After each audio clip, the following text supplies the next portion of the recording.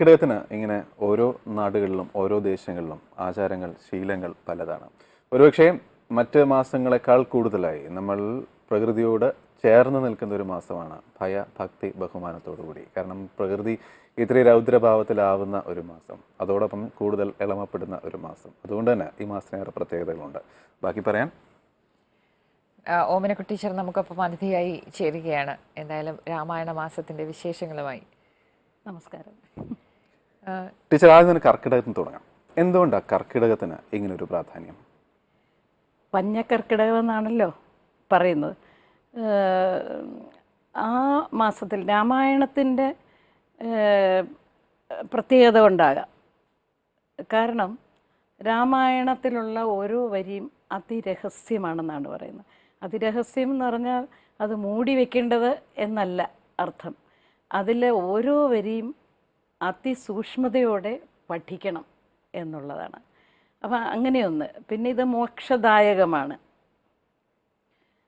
ഇങ്ങനെ പല കാര്യങ്ങൾ. അതുപോലെ തന്നെ രാമായണത്തിൽ നമ്മൾ കാണുന്ന കഥാപാത്രങ്ങൾ, അത് കാടും നദികളും സാഗരവും അതുപോലെ തന്നെ രാക്ഷസന്മാരും മനുഷ്യരും ദേവന്മാരും ഒക്കെ അതിലെ കഥാപാത്രങ്ങളാണ്.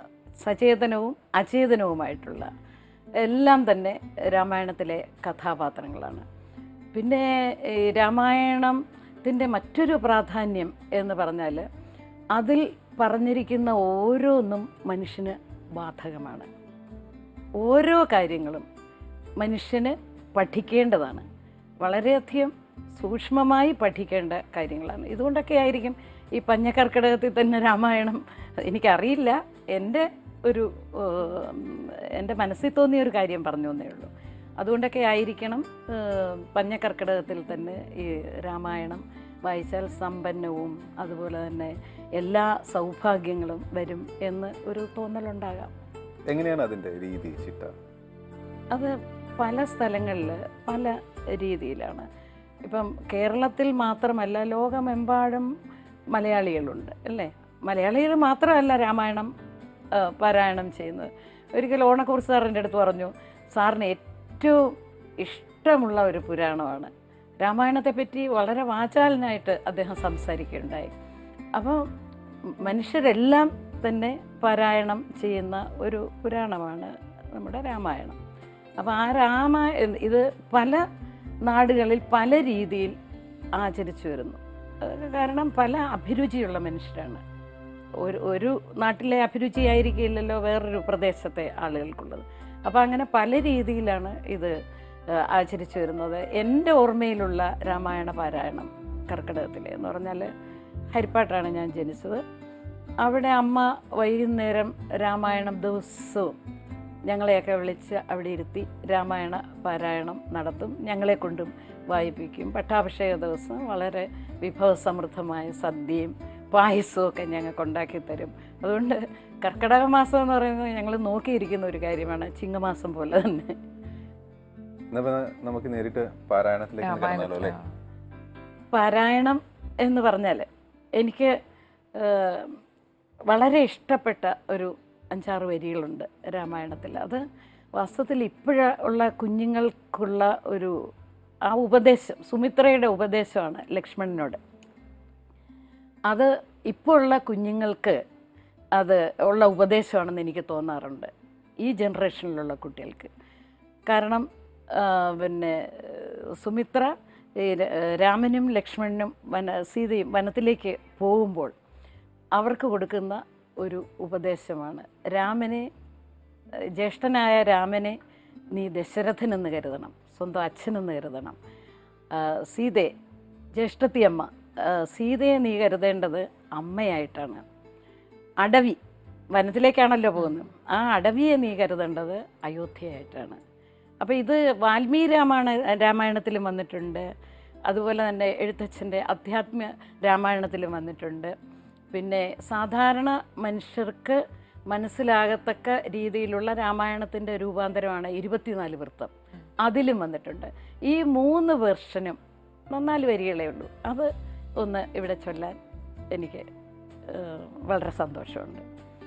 ആദ്യം വാൽമീകി രാമായണത്തിൽ പറയുന്നത്, രാമം ദശരഥം വിദ്ധി മാം വിദ്ധി ജനകാത്മജാം അയോധ്യാം അടവീം വിദ്ധി ഗച്ഛതാത യഥാ സുഖം. ഇതിൻ്റെ എല്ലാ അർത്ഥവും ഒന്ന് തന്നെയാണ് ഞാൻ മുമ്പേ പറഞ്ഞത്. ഇത് വാൽമീകി രാമായണത്തിലുള്ളത്. ഇനിയും അധ്യാത്മ രാമായണത്തിലെ വരികളാണ്. ഇതേ വരികൾ, ഇതേ അർത്ഥമുള്ളത്. രാമനെ നിത്യം ദശരഥനെന്നുള്ളിൽ ആമോദമോടു നിരൂപിച്ചു കൊള്ളണം. എന്നെ ജനകാത്മജയെന്നുറച്ചുകൊൾ. പിന്നെ അയോധ്യയെന്നോർത്തിടവിയെ മായാവിഹീനം ഈ വണ്ണമുറപ്പിച്ചു പോയാലുമെങ്കിൽ സുഖമായി വരികതേ. ഇതാണ് അധ്യാത്മ രാമായണത്തിലുള്ളത്. ഇത് തന്നെ 24 വൃത്തത്തിൽ. 24 വൃത്തം എന്ന് പറയുന്നത് രാമായണത്തിൻ്റെ വളരെ ലളിതമായിട്ടുള്ള ഒരു ആവിഷ്കാരമാണ്. അച്ഛൻ നിനക്കിന്നു ശ്രീരാമചന്ദ്രൻ അച്ഛോവരാസീത മാതാവു താൻ കേൾ. അച്ഛൻ നിനക്കിന്നു ശ്രീരാമചന്ദ്രൻ അച്ഛോവരാസീത മാതാവു താൻ കേൾ. ഇച്ഛിച്ച കാന്താരം ഇന്നിങ്ങയോധ്യ. ഇച്ഛിച്ച കാന്താരം ഇന്നിങ്ങയോധ്യ. കൽപ്പിച്ചു പൊയ്ക്കൊള്ളുക, കൽപ്പിച്ചു പൊയ്ക്കൊള്ളുക ശ്രീരാമ രാമ. ഈ വരികളാണ് എനിക്ക് രാമായണത്തിലെ ഏറ്റവും ഇഷ്ടപ്പെട്ട വരികൾ. ഇതാണ്. ഈ കർക്കിടക മാസത്തിൽ രാമായണ പാരായണം നടത്തുമ്പോൾ ഈ ഉത്തര രാമായണം, ദക്ഷിണ രാമായണം അങ്ങനെ ഒരു വിഭജനം. പക്ഷെ അധ്യാത്മരാമായണമാണ്. അതിലെ ഒരു ഭാഗം വായിക്കരുത് അങ്ങനെ എന്തെങ്കിലും ഒരു ട്രഡീഷൻ ഉണ്ട്? ചില ഭാഗത്തിലെ ആൾക്കാർ അങ്ങനെ പറയാറുണ്ട്. ചില മനുഷ്യരുണ്ടാക്കുന്നതല്ലേ ഓരോന്നും. ഓരോ കാലത്ത് ഓരോരുത്തരൊന്ന് പറയും. അത് പിന്നെ അടുത്ത കാലത്തുള്ളവർ അതൊരു വേദവാക്യമായിട്ട് അങ്ങെടുക്കും. അങ്ങനെ ഒരു പ്രവണതയുണ്ടല്ലോ നമുക്ക്. അതുകൊണ്ട് അതിനെപ്പറ്റി ഇത് പണ്ഡിതന്മാരായിട്ടുള്ള ആളുകളുടെ അടുത്ത് ഡിസ്കസ് ചെയ്തിട്ട് ഒക്കെ നമ്മൾ ചെന്ന് ചേരേണ്ട ഒരു കാര്യമാണത്. ഈ രാമായണം നമ്മൾ വായിക്കുന്നു, രാമ രാമ രാമ എന്ന് പറഞ്ഞുകൊണ്ട് ബോധോദയം വന്ന ഒരു മഹാമുനിയുടെ കാവ്യം. ടീച്ചർക്ക് രാമ എന്ന 2 വാക്കുകൾ എന്താണ്? രാമ എന്ന വാക്ക് എന്നെ സംബന്ധിച്ചുള്ളതുള്ളൂ. ഇപ്പം ഉടനെ പറഞ്ഞുകൊണ്ട് എൻ്റെ മനസ്സിൽ തോന്നിയത് ഞാൻ പറയണം. രാമ എന്നുള്ള വാക്ക് തീർച്ചയായിട്ടും രാമ രാമ രാമ മരാമരാമരാമര എന്നാണ് വേടൻ ചൊല്ലിയത്. പക്ഷെ അതുപോലും അങ്ങ് ക്ഷമിച്ച് രാമരാമ എന്നുള്ള ഇത് അതായിരിക്കണം വേടൻ ചൊല്ലിയത് എന്നുള്ള അർത്ഥത്തിൽ മോക്ഷം ലഭിക്കുകയായിരുന്നല്ലോ. അപ്പം എന്നെ സംബന്ധിച്ചിടത്തോളം ഒരു മ്യൂസിഷ്യൻ എന്നുള്ള നിലയിൽ രാമ എന്നുള്ളത് പല തരത്തിൽ മ്യൂസിക്കലായിട്ട് വ്യാഖ്യാനിക്കാം. രാമ എന്നുള്ളത് ഭക്തിപരമായിട്ട്, രാമ എന്നുള്ളത് കമാൻഡിങ് ആയിട്ട്, രാമ എന്നുള്ളത് പ്ലീഡിങ് ആയിട്ട്.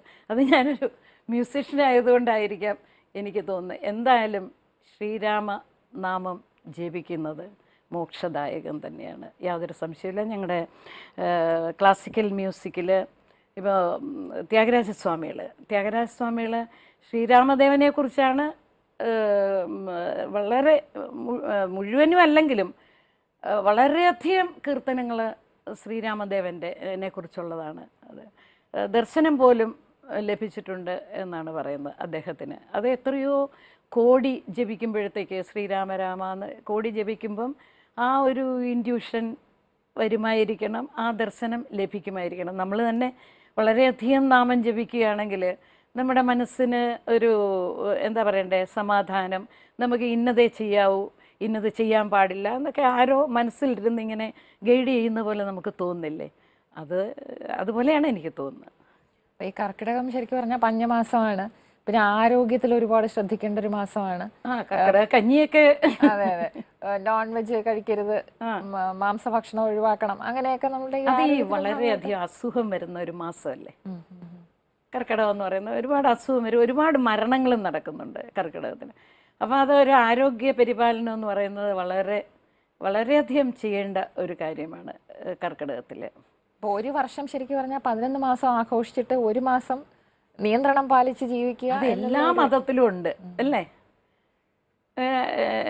എല്ലാ മതത്തിലും ഇങ്ങനെ ഈ ഉപവാസം പോലെ ചെയ്യുന്നുണ്ടല്ലോ. അപ്പോൾ അത് എല്ലാ മതത്തിലും ഉള്ള തത്വങ്ങൾ ഒന്ന് തന്നെയാണ്, അത് നമ്മളും പാലിക്കുന്നു. ഇപ്പൊ ആയുർവേദമൊക്കെ പറയുന്നത് മണ്ണ് ചെളിയാവുന്ന സമയമെന്നാണ്. മണ്ണ് ചെളിയാവുക എന്ന് പറഞ്ഞാൽ ചെളിയിൽ നിന്നാണ് നല്ല ശില്പങ്ങൾ ഉണ്ടാവുന്നത്, പൊടിമണ്ണാവുന്നതിനേക്കാളും. അതെ, ആ ശരീരവും മനസ്സും അതുപോലെ പാകപ്പെടുന്ന സമയം. ഈ ഒരു പാകപ്പെടലിൽ രാമായണ വായനയ്ക്കുള്ള പങ്ക് ടീച്ചറുടെ അനുഭവത്തിൽ എന്താണ്?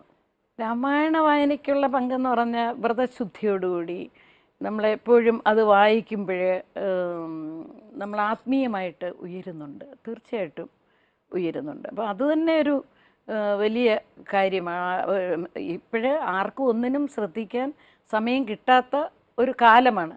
ആ കാലത്ത് രാമായണം വായിക്കുമ്പോഴെങ്കിലും ഒരു ആത്മീയ തലത്തിലേക്ക്, ഒരു വലിയ തലത്തിലേക്ക് നമ്മുടെ മനസ്സ് ഉയരുന്നുണ്ടല്ലോ, അത് വലിയ കാര്യമല്ലേ?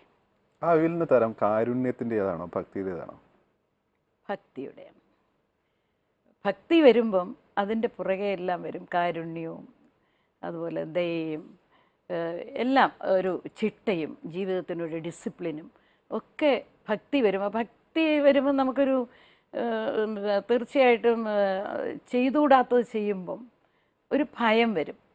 അപ്പോൾ ഭക്തി എന്ന് പറയുന്നത് എല്ലാ കുട്ടികൾക്കും, നമ്മുടെ ജനറേഷനിലുള്ള എല്ലാ കുട്ടികൾക്കും ആ ഭക്തി ഉണ്ടാകേണ്ടത് അത്യാവശ്യമാണ്. കാരണം അവരുടെ സ്വഭാവ രൂപീകരണം പോലും അതിൽ നിന്ന് സാധ്യമാകുന്നുണ്ട്. സംഗീതവും ഭക്തിയുമായിട്ട് ഒരുപാട് തീർച്ചയായിട്ടും സംഗീതമൊക്കെ ഇപ്പോൾ എം എസ് സുബ്ബലക്ഷ്മിയുടെ ഭജൻസ് അല്ലെങ്കിൽ എന്തെങ്കിലുമൊക്കെ നമ്മൾ അവരുടെ പാട്ട് കേൾക്കുമ്പം നമ്മൾ ഒരേ ലക്ഷ്യം, ഒരു കേന്ദ്ര ബിന്ദുവേ നമ്മുടെ മനസ്സിലുള്ളൂ അല്ലേ? അപ്പോഴും നമുക്ക് കുറേ പണം സമ്പാദിക്കണമെന്നോ അല്ലെങ്കിൽ ആരെങ്കിലും ദ്രോഹിക്കണമെന്നോ ഒന്നും നമുക്ക് വരില്ല. എം എസ് സുബ്ബലക്ഷ്മിയുടെ ആ പാട്ട്, അതിൻ്റെ മനോഹാരിത, അതിൻ്റെ ആ ഭക്തി നിർഭരത, അത് മാത്രമേ നമ്മുടെ മനസ്സിലേക്ക് കടന്നു വരുന്നുള്ളൂ. നമ്മൾ അത്രയും സമയമെങ്കിലും നമ്മൾ മറ്റുള്ളവരെ ദ്രോഹിക്കാനുള്ള പദ്ധതി ഒരുക്കിയില്ല. അപ്പോൾ അതുപോലെയാണ് ഈ ഭജന ഇല്ലേ, ആശ്രമങ്ങളിലൊക്കെ എന്തിനാ ഈ കൂട്ട ഭജന വയ്ക്കുന്നത്? ഈ കൂട്ട ഭജന എന്ന് പറയുമ്പോൾ ഒരുപാട് പേരതിൽ വരുന്നുണ്ടല്ലേ. അവരെല്ലാം ഒറ്റ രീതിയിൽ ഒരേ രീതിയിൽ പാടുകയാണ്. അപ്പോൾ ആ അത് എല്ലാ മതത്തിലും ഉള്ള തത്വങ്ങൾ ഒന്ന് തന്നെയാണ്, അത് നമ്മളും പാലിക്കുന്നു. ഇപ്പൊ ആയുർവേദമൊക്കെ പറയുന്നത് മണ്ണ് ചെളിയാവുന്ന സമയമെന്നാണ്. മണ്ണ് ചെളിയാവുക എന്ന് പറഞ്ഞാൽ ചെളിയിൽ നിന്നാണ് നല്ല ശില്പങ്ങൾ ഉണ്ടാവുന്നത്, പൊടിമണ്ണാവുന്നതിനേക്കാളും. അതെ, ആ ശരീരവും മനസ്സും അതുപോലെ പാകപ്പെടുന്ന സമയം. ഈ ഒരു പാകപ്പെടലിൽ രാമായണ വായനയ്ക്കുള്ള പങ്ക് ടീച്ചറുടെ അനുഭവത്തിൽ എന്താണ്? രാമായണ വായനയ്ക്കുള്ള പങ്കെന്ന് പറഞ്ഞാൽ വ്രതശുദ്ധിയോടുകൂടി നമ്മളെപ്പോഴും അത് വായിക്കുമ്പോഴേ നമ്മൾ ആത്മീയമായിട്ട് ഉയരുന്നുണ്ട്, തീർച്ചയായിട്ടും ഉയരുന്നുണ്ട്. അപ്പോൾ അത് തന്നെ ഒരു വലിയ കാര്യമാണ്. ഇപ്പോഴേ ആർക്കും ഒന്നിനും ശ്രദ്ധിക്കാൻ സമയം കിട്ടാത്ത ഒരു കാലമാണ്. ആ കാലത്ത് രാമായണം വായിക്കുമ്പോഴെങ്കിലും ഒരു ആത്മീയ തലത്തിലേക്ക്, ഒരു വലിയ തലത്തിലേക്ക് നമ്മുടെ മനസ്സ് ഉയരുന്നുണ്ടല്ലോ, അത് വലിയ കാര്യമല്ലേ? ആ ഉയരുന്ന തരം കാരുണ്യത്തിൻ്റെതാണോ ഭക്തിയുടേതാണോ? ഭക്തിയുടെയാണ്. ഭക്തി വരുമ്പം അതിൻ്റെ പുറകെ എല്ലാം വരും കാരുണ്യവും അതുപോലെ ദയയും എല്ലാം, ഒരു ചിട്ടയും ജീവിതത്തിനൊരു ഡിസിപ്ലിനും ഒക്കെ ഭക്തി വരുമ്പോൾ. ഭക്തി വരുമ്പം നമുക്കൊരു തീർച്ചയായിട്ടും ചെയ്തുകൂടാത്തത് ചെയ്യുമ്പം ഒരു ഭയം വരും. അപ്പോൾ ഭക്തി എന്ന് പറയുന്നത് എല്ലാ കുട്ടികൾക്കും, നമ്മുടെ ജനറേഷനിലുള്ള എല്ലാ കുട്ടികൾക്കും ആ ഭക്തി ഉണ്ടാകേണ്ടത് അത്യാവശ്യമാണ്. കാരണം അവരുടെ സ്വഭാവ രൂപീകരണം പോലും അതിൽ നിന്ന് സാധ്യമാകുന്നുണ്ട്. സംഗീതവും ഭക്തിയുമായിട്ട് ഒരുപാട് തീർച്ചയായിട്ടും സംഗീതമൊക്കെ ഇപ്പോൾ എം എസ് സുബ്ബലക്ഷ്മിയുടെ ഭജൻസ് അല്ലെങ്കിൽ എന്തെങ്കിലുമൊക്കെ നമ്മൾ അവരുടെ പാട്ട് കേൾക്കുമ്പം നമ്മൾ ഒരേ ലക്ഷ്യം, ഒരു കേന്ദ്ര ബിന്ദുവേ നമ്മുടെ മനസ്സിലുള്ളൂ അല്ലേ? അപ്പോഴും നമുക്ക് കുറേ പണം സമ്പാദിക്കണമെന്നോ അല്ലെങ്കിൽ ആരെങ്കിലും ദ്രോഹിക്കണമെന്നോ ഒന്നും നമുക്ക് വരില്ല. എം എസ് സുബ്ബലക്ഷ്മിയുടെ ആ പാട്ട്, അതിൻ്റെ മനോഹാരിത, അതിൻ്റെ ആ ഭക്തി നിർഭരത, അത് മാത്രമേ നമ്മുടെ മനസ്സിലേക്ക് കടന്നു വരുന്നുള്ളൂ. നമ്മൾ അത്രയും സമയമെങ്കിലും നമ്മൾ മറ്റുള്ളവരെ ദ്രോഹിക്കാനുള്ള പദ്ധതി ഒരുക്കിയില്ല.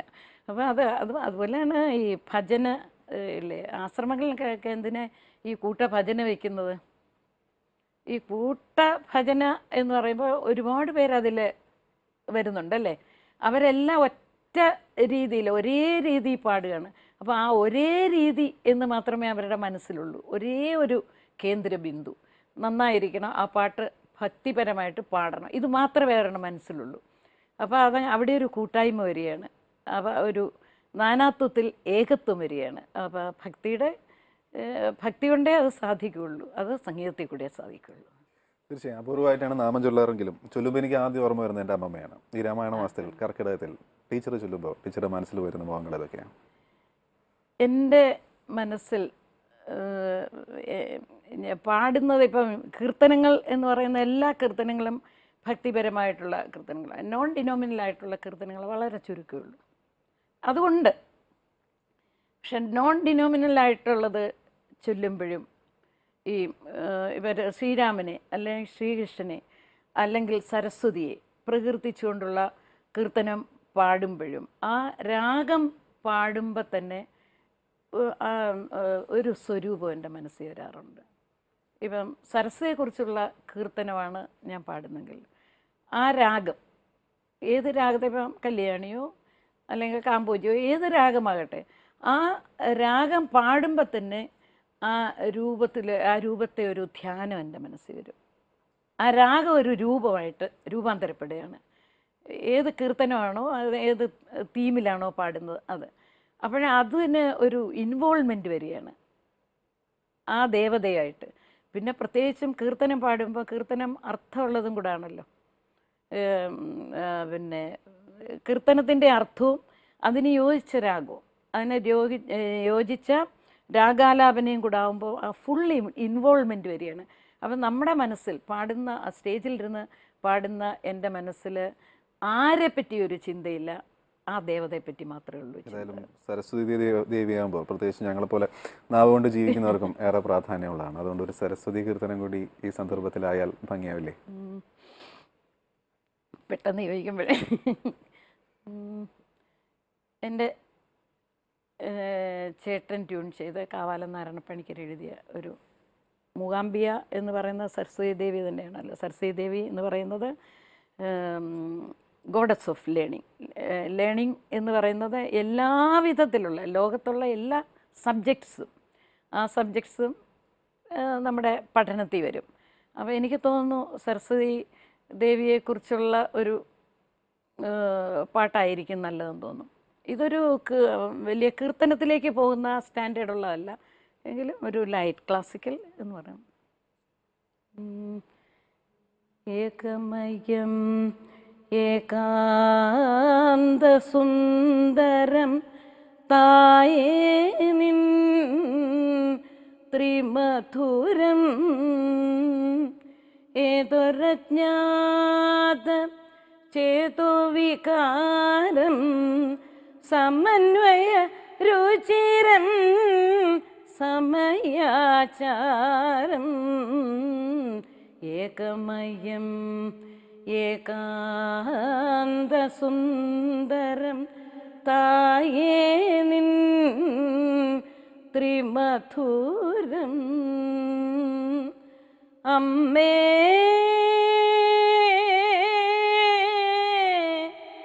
മൂകാംബിൽ അമ്മേ ദേവി അമ്മേ